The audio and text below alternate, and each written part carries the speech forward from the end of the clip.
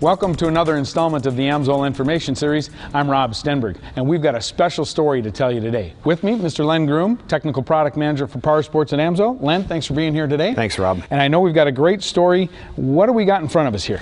Well, what we have is a torque converter and some clutches out of Scott Douglas's race truck. And Scott Douglas is AMSOIL's sponsored off-road racer. Yes, he runs the Pro 4 truck in the off-road series. So what does a torque converter do?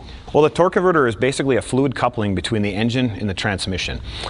It takes the place of, let's say, a clutch. It allows you to stop at a stop sign without having to push on another pedal. It does the same thing in a racing application. And I've heard that they set these a little bit differently, though, for racing. How would it differ from a racing application versus your passenger car? In a racing application, and we know that these guys are always chasing speed. They always want to get in the corner better. They want to get out of the corner better. Sure. Speed is the key, and they're always going to push the limits. Sure. So what happened here, they designed this converter to have a larger than normal amount of slip.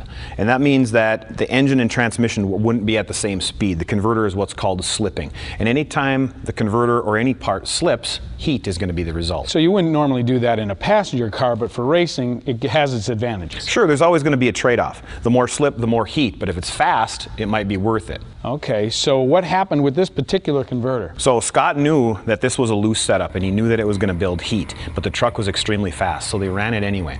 And they were quick. And what happened, partway through the race at the mandatory caution, he called in and had a conversation with his crew chief. The transmission temperature gauge was pegged. It was laying on the pin at over 350 degrees. So it's hot. It was extremely hot. So it was decision time. They needed to decide what to do, bring it in, let it cool off, or go for it. So the decision was, let's go for it. Let's try and win this race, knowing that everything was extremely hot. So what happened is they continued to run.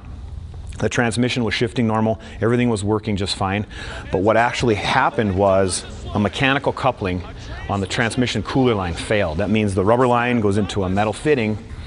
That actually, the line got so hot that it slipped out of the fitting and sprayed transmission fluid all over the exhaust, and then a fire resulted. So after that fire, how does a fire and how does that much heat affect one of these pieces of equipment? Well, normally, the fluid would have broken down before the mechanical coupling failed. You would have lost the transmission first. That's what you would normally see. But the fluid continued to perform under those extreme heat conditions. So it was so hot, in fact, Rob, that this converter, when it went into the truck, when it was brand new, was bright red. That's some heat. It's a lot of heat. And I'm not a transmission expert, but this equipment looks pretty clean to me. Scott actually had this stuff all analyzed. He had the converter opened up, as you can see here. He had the transmission builder open up the transmission internals. And what they found was that these clutches looked so good. Now normally if the fluid would have failed, you would see black buildup, you would see all kinds of charred remains of clutches, and this clutch would have failed. You would see bluing on these discs. None, and there's you would none see there. all kinds of scraping. None of that is on there. This converter looks great internally. In fact, the converter builder said he could weld this back together, put it back in the truck. Same thing with the transmission builder. These clutches and this converter could go back in. Well, what about the fluid that was taken out of here? It's interesting that you asked that because Scott got us a sample. So we ran it through the lab, and it is ready for continued service. The viscosity held, the additives look good. The fluid could have gone back in the transmission after that extreme heat situation. That's a testament to performance of AMSOIL, isn't it? It is. It really is. Len, hey, thanks for telling us this story. It's a great one. Okay, thanks, Rob. For another installment of the AMSOIL Information Series, I'm Rob Stenberg. We'll see you next time.